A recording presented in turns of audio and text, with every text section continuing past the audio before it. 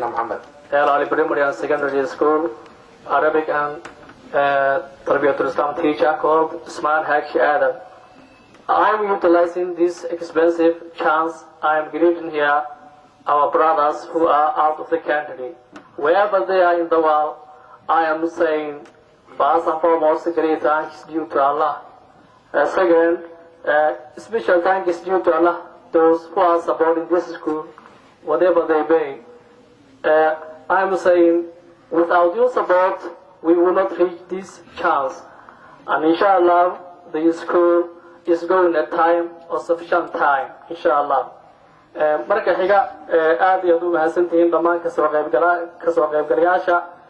waxaan ku guda jirnaa qodbadihii marti sharafta waxaan ku soo dhaweynayaa mid ka mid ah macallimiinta iskuulka hoose dhexe sare ee degmada Caalcali ee lagu magacaabo Xasan Isaaq Xuseen.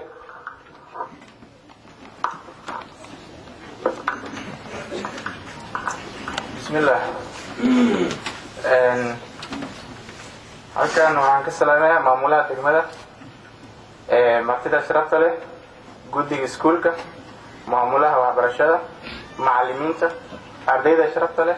assalaamu calaykum waraxmatullahi wabarakaatu. runtii aantii waxaan nahay macallimiin cusub waxaana ka imaanay dalka Kenya gaar ahaan Northeastern Province haddaad taqaaniin masha Allah waa degmada sayidka Soomaalida u dhigto isku dhex jiraan Soomaaliya qabiil walba magac walba kalar walba marka alxamdulillah weligii waan maqli jiray ceel calay laakiin weligii ruuxaantii soo dhaxistay insha Allah waan la shaqeyn doonaa and I'm very happy the way you welcome me and highly appreciate it. Thank you a lot. Thank you. صحيح الله خير كاسو هو عبد كمية معلمينتا إذا كانوا عندكم سؤال وين يا دكتور علي حاجي آدم.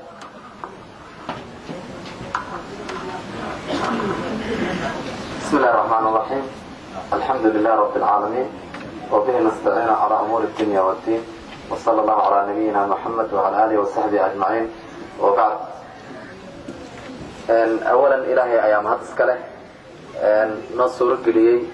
إن أقصى قيب قلنا حفلتان فرتان كإسكول كقيم بدن قيمها بدن أن هذا بدأت وحا مهاتسكاله maamulka islaamiga ah ee wilaayada Caalcali iyo maaragtay maamulka iskuulka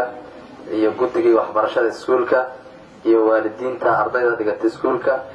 iyo ardadii wax ka baranaysa iskuulka iyo dhammaan dadka degan Caalcali ayaa mahad iska leh sida wacigooda iyo ogaalkooda oo maaragtay ugu bislaaday dhanka waxbarashada iyo dadaalka ay ku bixinayaan iyo sida ay ugu sabrayaan way ku mahadsan yihiin iyo dadaalka maaragtay dhinac qolo walba iyo jiho walba ay ka qayb qaadanayso lagu taageerayo iskuulka sidoo kale waxaa mahad iska leh walaalihii niyadda iyo gacanta intaba ka taageerayay iskuulka inuu sii socdo ha joogaan meel walba ama gudaha ama dibadda ayagana mahad ballaaran ayaan usoo jeedinayaa aniga oo ku hadlaya dadka ehelka ah ee iskuulka inuu sii shaqeeyo jecel mar walbana u ololeynaya iskuulka inuu sii shaqeeyo ha joogaana dalka iyo dibaddaba anigoo magacooda ku hadlaya waxaan idin leeyahay dadaal badan ayaan samaynay sanadihii lasoo dhaafay meeshii waa hore la joogi jiray waa laga soo tagay wax badan ayaa wanaagsanaaday wax badan ayaa isbedelay dad badan oo Caalcali iskuul ama hararta hoostooda waxa kusoo bartaan ama qolalkan la dhisay waxa kusoo bartaan dad badan oo Caalcali iskuul wax loogu bilaabay oo maanta jaamiciyiin ah ayaa jiro isbedel wanaagsan waa jira laakiin haddana waxaan idin leeyahay faanole baraka ma badna adduunyada dhan meeshii ay joogtay shalay ma joogto wax walba way isbedelayaan taqayur oo mustamir ah ayaa ku socda isbedel joogto ah ayaa wax walba ku socda 100 sano ka hor halkii la joogo lama joogo 50 sano ka hor meeshii la joogo lama joogo 10 sano ka hor meeshii la joogo lama joogo isbedelkaasna iyo horumarkaasna dariskeenna iyo adduunka dhan oo ku talaabsanahay ayaan dhinac ka nahay lalama yaabayo kumana faanayno oo keliya isbedelka yar ee aan aragnay kuma faanayno bal waxaan leenahay gaabis ayaan weli ku jirnay isbedelkan mid ka baaxad weyn ayaa loo baahnay waqtigan la joogo mid ka ballaaran ayaa loo baahnay intaba ay tirsamayaan dadka aan leenahay aqoon-yahano waayo ama ha noqdaana dhakhaatiir ama ha noqdaana injineero ama ha noqdaana culumo ama ha noqdaana dhaqaalayahano inta ay tirsamayaan welito wax badan ayaa noo dhiman ma faani karno weli ma dhihi karno wax badan noo qarsoomay dadkii aan soo saarnay weli waa dad yar oo tirsamaya marka dariiqa la sugaya iyo meesha aan higsanayno welito aad ay u dheertahay saa darteed si hadafkaas loo xaqiijiyo ummadi waxay ka hormartaa ay ku horumartaa horumar ku gaartaa cilmi iyo akhlaaq waxaan doonaynaa iskuulka waxa maaragtay loo taageeraya muxuu ahaa waxa weeye in uu soo saaro jiil ka dhisan cilmiga iyo akhlaaqda akhlaaq haddaysan jirin cilmi oo akhlaaq la-aan ah waa wax burburiyaa wax ma hagaajiyo wax ma dhiso cilmiga waa sayf duu xasayn waa seef laba afla ah haddii qofka akhlaaqna wax buu burburinayaa marka waxaan u baahan nahay in lasoo saaro dhalinyaro akhlaaqdana ka dhisan iyo tarbiyada islaamiga ah ku hubaysan isla markaasna cilmiga aqoonta ka dhisan in la helo lasoo saaro ayaan u baahan nahay taasna waxay u baahan tahay dadaal badan in laiska kaashado waalidiinta iyo culimada iyo macalimiinta iyo dhinac walba in laiska kaashado sidii lagu soo saari lahaa dad ka dhisan cilmiga iyo akhlaaqda ummadda markii akhlaaqda laga dhiso oo la helo dad markii yaraayeen ilaa markay weynaayeen lagu tarbiyeeyey inay cadaalada ilaaliyaan inay ammaanada ilaaliyaan wax khiyaamin inay runta sheegaan been sheegin inay shaqadooda daacad u noqdaan jeclaadaan inay waktiga ilaaliyaan culamadii iga horeeyey ayaa ka hadlay waktiga iyo fadliga iyo qiimaha uu leeyahay cilmiga iyo fadliga uu leeyahay dhanka diinta islaamka marka la fiiriyo aad ayaa looga hadlay khayr badan allah siiyo waxaan leeyahay markii qofka lagu tarbiyeeyo tan iyo yaraantiisa runta ammaanada cadaalada maaragta dhowrsanaanta khayrka ixsaanka samafalka markii yaraantiisa lagu tarbiyeeyo ilaa uu ka weynaado ummad markaas ayay horumar gaari kartaa waxaad maqashaan